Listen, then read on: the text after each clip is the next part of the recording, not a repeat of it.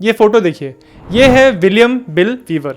ये एक पायलट है, पर ये कोई साधारण पायलट नहीं है। इन्होंने अपना करियर स्टार्ट किया था 1951 में और शुरुआत में यूएस एयरफोर्स के लिए इन्होंने 89 से भी ज़्यादा मिशन उड़ाए। यूएस एयरफोर्स से निकलने के बाद इन्होंने एक प्राइवेट कंपनी लॉकहीड कॉर्पोरेशन के लिए एक टेस्ट पायलट की तरह काम किया। पर इनके पूरे करियर का सबसे स्पेशल मौका तब आया जब इनको दुनिया का सबसे तेज प्लेन SR-71 ब्लैकबर्ड उड़ाने का मौका मिला। इस प्लेन की टॉप स्पीड थी मार्क 3, यानी साउंड की स्पीड से भी 3 गुना ज्यादा। तो जब बिल वीवर को ये प्लेन उड़ाने का मौका मिला तो नेचुरल सी बात है कि ये बहुत खुश थे। पर 25 जनवरी साल 1966 में जब ये ब्लैकबर्ड के कॉकपिट में चढ़े, उसके बाद इनके साथ ऐसा कुछ हुआ जो आज तक पूरे एविएशन की हिस्ट्री में किसी के साथ भी नहीं हुआ। और इसी बात की वजह से पूरी दुनिया भर की एयरफोर्सेस एक इस लेसन को हमेशा के लिए याद रखते हैं। कहानी शुरू होती है 1950s के दशक से। ये वो टाइम था जब यूनाइटेड स्टेट्स और सोवियत यूनियन में कोल्ड वॉर चल रहा था। कोल्ड वॉर के बारे में आप ऑलरेडी जानते होंगे। वर्ल्ड वॉर 2 खत्म होने के बाद सोवियत यूनियन और यूनाइटेड स्टेट्स एक जियोपॉलिटिकल स्ट्रगल में फंस गए थे, जिसमें दोनों देश ये कोशिश कर रहे थे कि अपने अपने एरिया में और वर्ल्ड के बाकी कंट्रीज में अपना दबदबा बढ़ा सकें। इसी वजह से कोल्ड वॉर के टाइम स्पाई टेक्नोलॉजी और एविएशन टेक्नोलॉजी में बहुत सारे नए नए आविष्कार हुए, क्योंकि दोनों देश ये जानने की कोशिश कर रहे थे कि दूसरा देश क्या कर रहा है, क्या टेक्नोलॉजी बना रहा है, क्या उनकी प्लानिंग चल रही है। अगर आप यूएस के मैप को देखें तो आप ये पाएंगे कि ये ज्योग्राफिकली एक तरह से आइसोलेटेड कंट्री है। मतलब अगर किसी भी यूरोपियन सुपर पावर को अमेरिका के ऊपर अटैक करना है तो उनको बहुत लंबा डिस्टेंस क्रॉस करके अटलांटिक ओशन को क्रॉस करके आना पड़ेगा। इसी वजह से सोवियत यूनियन कोल्ड वॉर के दौरान अमेरिका को थ्रेटन करने के लिए या उनको वन अप करने के लिए अपनी लॉन्ग रेंज मिसाइल टेक्नोलॉजी पे काम कर रहे थे। यानी वो ऐसी मिसाइल टेक्नोलॉजी बनाना चाह रहे थे जिनको जब यूरोप से भी लॉन्च किया जाए तो वो यूनाइटेड स्टेट्स तक पहुंच जाए। और ऑब्वियसली यूएस को इस बात जाननी थी कि सोवियत यूनियन किस तरह की मिसाइल्स बना रही है। तो सोवियत यूनियन के ऊपर जासूसी करने के लिए अमेरिका के लॉकहीड कॉर्पोरेशन ने एक नया तरह का प्लेन बनाया जिसको U-2 कह रहे थे। यह प्लेन 1954 में बना था और ये एक तरह का जेट पावर्ड ग्लाइडर था जो 70,000 फीट की ऊंचाई पे उड़ता था। इस प्लेन के बॉडी के नीचे के साइड पे बहुत पावरफुल कैमरा लगे थे, जिसकी वजह से जब ये प्लेन 70,000 फीट पे भी उड़ रहा है तो भी बहुत साफ फोटो ये ग्राउंड की ले पाता था। इस प्लेन को लॉन्च करने से पहले बहुत सारी टेस्टिंग हुई और ये कंफर्म हो गया कि ये प्लेन सोवियत यूनियन के ऊपर फ्लाई करने के लिए सेफ है। कोई भी सोवियत यूनियन की एग्जिस्टिंग टेक्नोलॉजी इस प्लेन को गिरा नहीं सकती। अब जो अमेरिका की टॉप स्पाई एजेंसी थी CIA, वो ये कह रहे थे कि U-2 एक ऐसा प्लेन है कि इसको काउंटर करने के लिए, इसके जवाब देने के लिए जो सोवियत टेक्नोलॉजी है उसको 2 साल और लगेंगे। यानी 2 साल तक हम U-2 प्लेन को सोवियत यूनियन के ऊपर स्पाई करने के लिए यूज कर सकते हैं। परंतु जब पहली बार U-2 सोवियत यूनियन के ऊपर फोटोज क्लिक करने के लिए गया, तब सोवियत एयर स्पेस में घुसने से पहले ही वहां के जो डिफेंसेस थे उन्होंने देख लिया कि ये प्लेन आ रहा है और इसको सक्सेसफुली उनके रडार सिस्टम ने ट्रैक कर लिया। और तब अमेरिकन अथॉरिटीज को, CIA को भरोसा हो गया कि उनका प्लेन जो सोच रहे थे कि 2 साल तक चल जाएगा, वो बिल्कुल भी नहीं चलेगा। उनको इससे बेहतर, इससे तेज और इससे ऊंचा हाइट पे उड़ने वाला एक नया प्लेन चाहिए। तब जाके फिर साल 1957 में CIA ने कॉन्टैक्ट किया इस आदमी को। इसका नाम था केली जॉनसन और ये आदमी लॉकहीड कॉर्पोरेशन के एडवांस्ड डेवलपमेंट प्रोजेक्ट्स पे काम करता था। और इस प्रोजेक्ट के अंदर ये अमेरिका के लिए सबसे तेज और सबसे ऊंचाई पे उड़ने वाले प्लेन्स बना रहे थे। केली जॉनसन की एविएशन वर्ल्ड में बहुत रिस्पेक्ट थी। इनफैक्ट आज भी बहुत सारे लोग केली जॉनसन को आयरन मैन से कंपेयर करते हैं। तो फिर जब CIA केली जॉनसन के पास ये प्रपोजल लेके पहुंचे कि हमको एक बेहतर प्लेन बनाना है, तो केली जॉनसन ने कहा कि ठीक है, मैं आपको इससे तेज उड़ने वाला और इससे ऊंचाई पे उड़ने वाला एक प्लेन बना के दूंगा। और फिर अप्रैल 1958 में केली जॉनसन ने अपने ग्रुप, जिसका नाम स्कंक वर्क्स था, उसके अंदर एक नए तरीके का एयरक्राफ्ट बनाया जिसको वो A-12 कह रहे थे। A मतलब आर्कएंजल। अगर A-12 के स्पेसिफिकेशंस के बारे में बात करें तो इसकी टॉप स्पीड थी मार्क 3 से भी ज्यादा, यानी साउंड की जो स्पीड होती है उससे 3 गुना ज्यादा। अगर आपको एग्जैक्ट नंबर बताऊं तो ये स्पीड बनती है 3700 किलोमीटर्स पर आवर। अगर आपको कंपैरिजन करना है तो आप सोचिए कि इंडिया में एक जो कमर्शियल प्लेन होता है उसकी टॉप स्पीड जनरली होती है 700 से 800 किलोमीटर पर आवर। और इंडियन एयरफोर्स का भी एक जो बहुत ही पावरफुल फाइटर है उसकी भी टॉप स्पीड है 2120 किलोमीटर पर आवर। हमारे नॉर्मल कमर्शियल प्लेन्स 45,000 फीट की ऊंचाई पे उड़ते हैं, पर ये A-12 इसका डबल 90,000 फीट की ऊंचाई पे उड़ पाता था। जब ये A12 के ऊपर सारी रिसर्च चल रही थी तो उस समय U2 ऑलरेडी सर्विस में था, यानी U2 को सोवियत यूनियन के ऊपर स्पाई करने के लिए इस्तेमाल किया जा रहा था। और फिर कहानी में एक ट्विस्ट आता है। साल 1960 में जब अमेरिका का एक U2 जो सोवियत यूनियन के ऊपर उड़ रहा था वहां का फोटो लेने के लिए, उसको सोवियत यूनियन के डिफेंसेस ने ट्रैक करके उसके ऊपर फायर किया, जिसकी वजह से प्लेन गिर गया और उसके पायलट गैरी पावर्स को कैप्चर कर लिया गया था।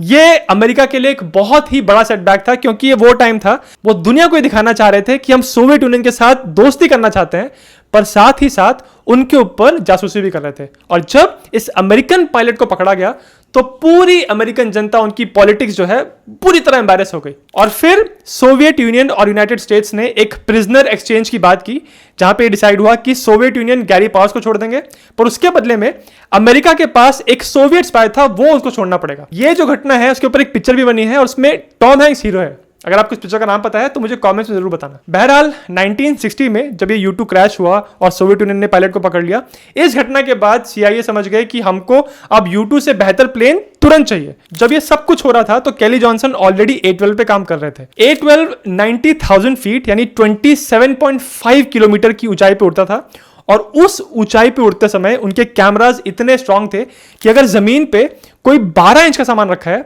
तो उसकी बिल्कुल साफ फोटो ये कैमरा ले पाते थे। और उसके ऊपर से क्योंकि ये प्लेन इतना तेज उड़ रहा था, तो अगर नॉर्मल मटेरियल का प्लेन बनता तो ये प्लेन ही जल जाता। तो इसी वजह से एल्यूमिनियम हटा के इस प्लेन के ऊपर टाइटेनियम का अलॉय लगाया गया था। A12 का डिजाइन भी ऐसा था कि उसके जो कैमरास थे वो उसके बॉडी के नीचे लगे थे, और ये एक छोटा सा लिमिटेशन था, क्योंकि इसकी वजह से अगर A12 को किसी भी एरिया की फोटोग्राफी करनी है तो उसको उस एरिया के ऊपर उड़ना पड़ेगा। तो इस बात को चेंज करके और कुछ और डिजाइन चेंजेस करके एक नया प्लेन तैयार किया गया, जिसका नाम दिया गया SR-71। और क्योंकि इसकी पूरी बॉडी बहुत डार्क ब्लू कलर की थी, जो एकदम ब्लैक दिखती थी, इसी वजह से लोग इसको कैजुअली ब्लैक बर्ड बोलने लगे, और यहां से जन्म हुआ SR-71 ब्लैक बर्ड, जो दुनिया का आज तक का फास्टेस्ट एयरप्लेन है।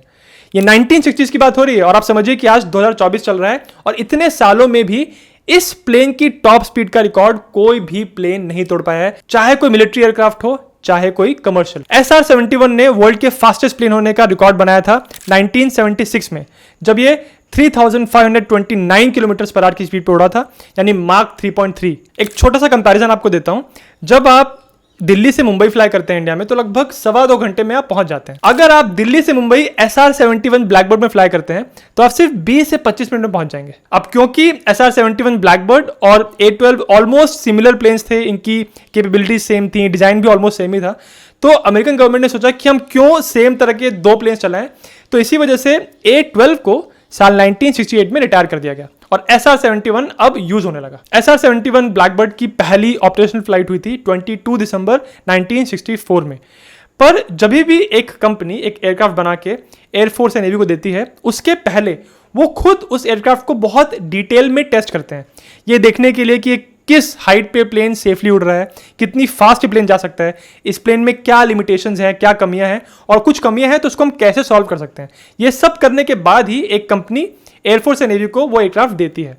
तो वैसे ही SR-71 को भी टेस्ट करने के लिए इनके पास बहुत सारे टेस्ट पायलट्स थे, और उन्हीं में से एक थे बिल वीवर। हालांकि बिल वीवर ने SR-71 को पहले भी उड़ाया था, पर 25 जनवरी 1966 इनके लिए बहुत स्पेशल दिन था, क्योंकि इस दिन कुछ ऐसा हुआ इनके साथ जो पूरी एविएशन हिस्ट्री में किसी के साथ भी नहीं हुआ है। उस दिन जब बिल वीवर इस प्लेन में चढ़े तो उनके साथी थे जेम्स वेयर, और इन दोनों का मिशन ये था कि इनको प्लेन को 90,000 फीट पे लेके जाना है और वहां पे जाके कुछ डिजाइन से रिलेटेड चीजों को टेस्ट करना था कि उस हाइट पे, उस स्पीड पे ये प्लेन कैसे बिहेव करता है। तो सुबह के 11:20 पे ये प्लेन टेक ऑफ करता है और शुरू के आधे घंटे तक कोई भी प्रॉब्लम नहीं होती है। आधे घंटे के बाद इनके इंस्ट्रक्शंस ये थे कि इनको प्लेन को और ऊंचाई पे लेके जाना है और मार्क 3.3 पे उड़ा के देखना है। तो जब ये लोग अपने प्लेन को ऊंचा लेके जाते समय 78,000 फीट की ऊंचाई पे पहुंचे तो अचानक से इस प्लेन का राइट इंजन फेल हो गया।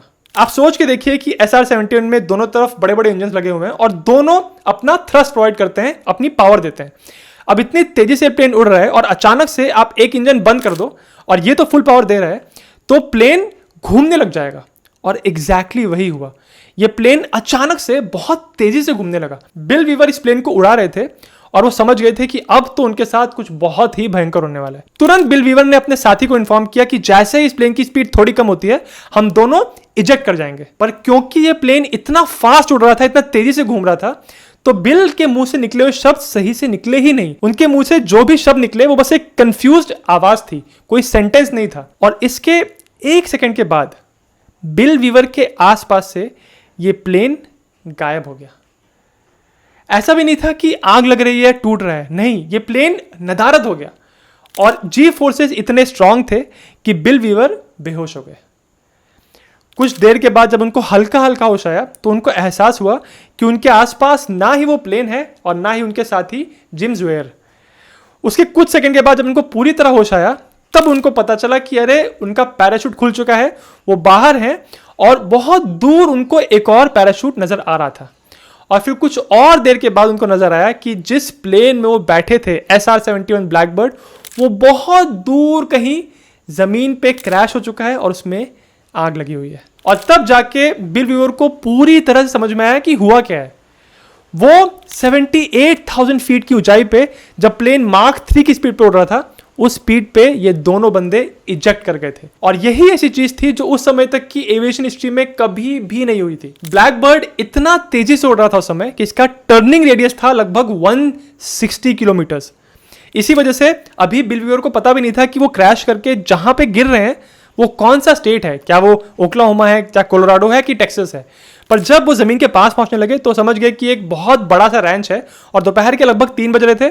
तो ये जान चुके थे कि जब वहां पे गिरेंगे तो वहां पे आसपास कोई नहीं होगा और वो जो भी उनको हेल्प करने के लिए आएगा वो अगले दिन आएगा। और इस तरह से बिल वीवर सेफली जमीन पे पहुंच गए। बहुत कमाल की बात है कि पहले उन्होंने बहुत सारे एयरफोर्स के मिशन फ्लाई किए थे, बहुत सारी टेस्ट फ्लाइट्स की थी, बट पैराशूट का इस्तेमाल उन्होंने पहली बार तब किया जब 78,000 फीट की ऊंचाई पे उनका प्लेन डिस्ट्रॉय हो गया। जमीन पे गिरने के कुछ ही देर के बाद उन्होंने हवा में देखा कि एक हेलीकॉप्टर उनकी तरफ आ रहा है। हेलीकॉप्टर डिस्टेंस पे उतरा और वहां से निकल के एक आदमी उनके पास आया और उन्होंने कहा कि आर यू ओके। और तब बिल वीवर ने अपने आप को चेक किया और उन्होंने पाया कि उनको कोई भी मेजर चोट नहीं लगी है। अब यह बात एक चमत्कार से कम नहीं थी, क्योंकि उस हाइट पे पैराशूट से निकलने के बाद कोई आदमी सेफली नीचे आ जाए ये ऑलमोस्ट इंपॉसिबल है। बिल वीवर को उस आदमी ने बताया कि जहां तुम क्रैश किए हो ये मेरा रैंच है, मेरी जमीन है, और जाके मैं तुम्हारे साथ वाले पायलट को देख के आता हूँ। फिर ये अपना हेलीकॉप्टर लेके गया और 5 मिनट में वापस आ गया और इसने आके बिल वीवर को बताया कि दूसरा आदमी मर चुका है। बिल इस बात को समझ गए कि जैसे ही प्लेन से वो निकले होंगे उसी समय गर्दन टूटने की वजह से जिम ज़ुएर की मौत हो गई थी। फिर यहाँ से हेलीकॉप्टर में बैठा के ये रैंच का मालिक इनको हॉस्पिटल लेके गया, वहाँ पे इनका इलाज हुआ और वहाँ पे इन्होंने सब कुछ डिटेल में बताया कि हम किस हाइट पे उड़ रहे थे, कितनी स्पीड पे प्लेन जा रहा था और क्या इंजन फेलियर हुआ और कैसे हम नीचे आ गए। और सब लोग ये बात सुन के बिल्कुल भौचक्के थे कि उस हाइट पे कोई इंसान प्लेन से बाहर निकल के बच कैसे सकता है। इनफैक्ट बिल वीवर भी ये बात कहते हैं कि उनके पास कोई एक्सप्लेनेशन, कोई जस्टिफिकेशन नहीं है कि इस हाइट से वो कैसे बच गए। वो सिर्फ ये कहते हैं कि किस्मत उस दिन उनके साथ थी। I haven't gotten them yet. That was 1966. दुनिया भर की जितनी भी एयर फोर्सेज हैं उनके जब पायलट्स एक प्लेन में बैठते हैं तो वो प्लेन के सिस्टम्स के ऊपर, उनके सारे मैकेनिज्म्स पे पूरा भरोसा करते हैं कि ये फेल नहीं होंगे। पर अगर आसमान में फ्लाई करते समय कुछ फेलियर होता है तो उनको पता है कि उनके पास इजेक्शन बटन है, उनके पास पैराशूट है, वो सेफली जमीन पे आ सकते हैं। इस SR-71 के किस्से में ये प्लेन के सिस्टम तो फेल हुए ही, पर जो इजेक्शन की बटन है उसको दबाना ही नहीं पड़ा, प्लेन ही डिस्ट्रॉय हो गया और अपने आप ये लोग बाहर आ गए। और ये सब कुछ अनजाने में हुआ था और इसी चीज की वजह से फिर SR-71 के ऊपर डिजाइन में और इंप्रूवमेंट्स किए गए। 1966 में यूएस एयरफोर्स इस प्लेन को रिकॉनेसेंस और स्पाइंग के लिए यूज करने लग गई। फिर 1989 में SR-71 को टेम्परेरीली रिटायर किया गया और फिर 1998 में इस प्लेन को कंप्लीटली हमेशा के लिए रिटायर कर दिया गया। और उसके कुछ समय के बाद इस प्लेन को नासा को दे दिया गया और रिसर्च और डेवलपमेंट करने के लिए।